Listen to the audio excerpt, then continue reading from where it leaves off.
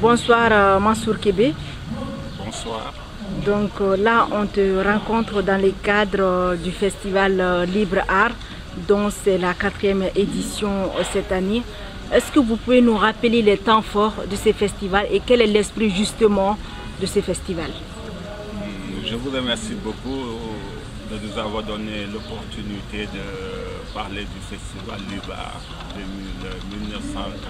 2013. Comme vous l'avez bien dit tout à l'heure, c'est la 4e édition cette année qu'on a placée sous le thème autour de la chaise. Libre Art est un concept tout à fait nouveau à Nouakchott. On a voulu tout simplement exprimer l'idée d'une liberté et d'une totale liberté dans la création. C'est-à-dire qu'on ne veut pas cantonner les gens dans une sphère théorique ou dans un cadre spécifique. On veut tout simplement laisser à l'artiste la libre expression, la libre création.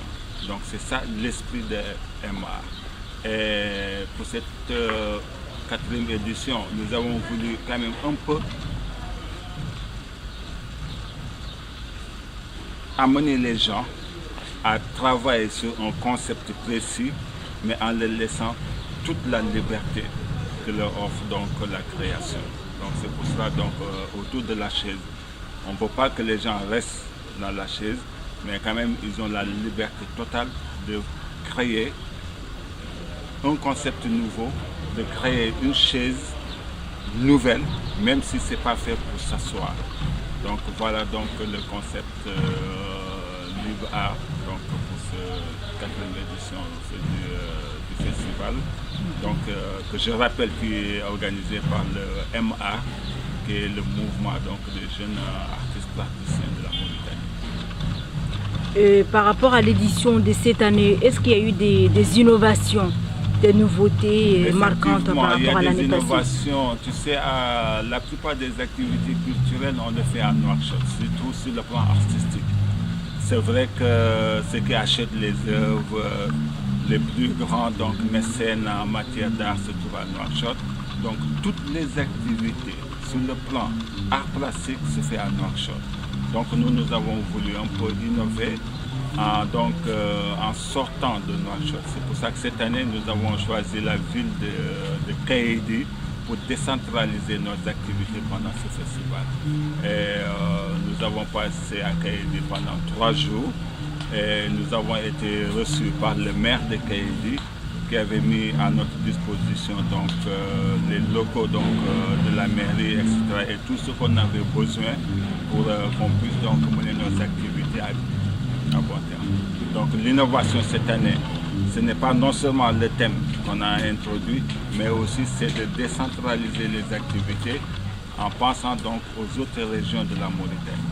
Et c'est un autre point de départ. Maintenant, chaque année, on va cibler une autre localité hors de Nouakchott donc pour mener des activités de Libre Art. En fonction certainement des moyens et en termes de moyens, est-ce que vous sentez que le festival est suffisamment soutenu? Est-ce que vous avez justement les moyens de vos ambitions? Cette année, c'était très difficile. On l'avoue, c'est très difficile.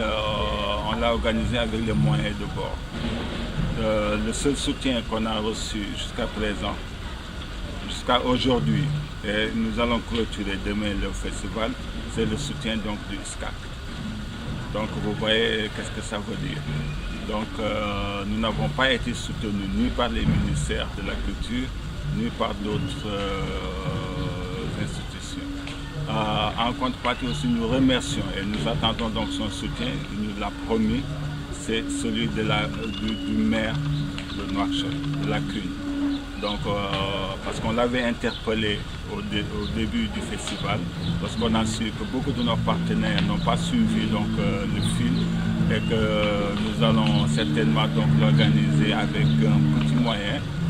Nous l'avons soufflé comme ça et il a réagi donc rapidement en nous disant donc passez nous voir demain, on va essayer de voir qu'est-ce qu'on peut faire. Et d'après nos informations, c'est sûr donc qu'il a donné l'ordre de nous soutenir donc pour ce festival. nous l'avons fait, mais les moyens n'ont pas suivi. Il y a aussi le cas de l'Union européenne qui a promis donc de faire un geste et nous attendons donc ce geste. Donc en dehors du ISCAC qui a mis aussi bien les locaux de l'Institut français et des moyens financiers pour nous soutenir, nous attendons seulement donc l'apport financier de la CUN, communauté urbaine avec Hamza, et de l'Union européenne. Et donc ce n'est que ces institutions actuellement qui nous ont soutenus pour cette 4e édition. Partant de ces constats, est-ce que vous pensez que l'art plastique demeure toujours le parent pauvre ou un des parents pauvres de la culture mauritanienne?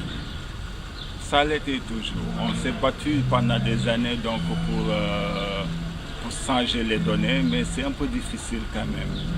Parce que le premier constat, c'est d'abord parce que ça n'existe pas dans la mentalité des mots.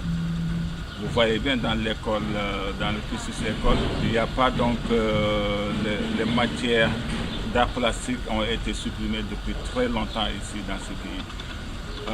Et le paradoxe, lorsque je n'ai pas là un professeur à l'université, et on demande à certains étudiants de l'université de Nouakchott de faire des cours d'art plastique à l'université. Alors que pendant le cours scolaire, ils n'ont pas fait de cours, ils n'ont pas reçu de formation, ni théorique ni pratique. Donc je pense que ce constat est alarmant et il faut donc inverser donc, les choses. Nous on se bat, mais ce n'est pas dans la mentalité de mots des arts plastiques. D'autant plus qu'il y a aussi le tabou, il y a aussi la religion, peut-être une malinterprétation que les gens donc, en font par ici, par là, sur les portraits, sur les trucs, etc. C'est un peu difficile, mais quand même il y a une certaine frange de la population qui commence à s'intéresser dans l'art, parce que ce qu'ils ne savent pas, c'est que en dehors d'être artiste et de produire des tableaux, l'art plastique éveille l'esprit de l'être humain. Oui. Surtout quand on est enfant. Ça éveille ton esprit, ça participe à la formation intellectuelle de l'enfant. Donc si tu le coupes, il va grandir, mais il va laisser une grande partie de sa formation donc, intellectuelle de côté. Donc, merci Mansour de nous faire partager un peu les temps forts, les enjeux et les perspectives de ce festival Libre Art qui a pour ambition de promouvoir justement le talent des jeunes artistes plasticiens. Merci.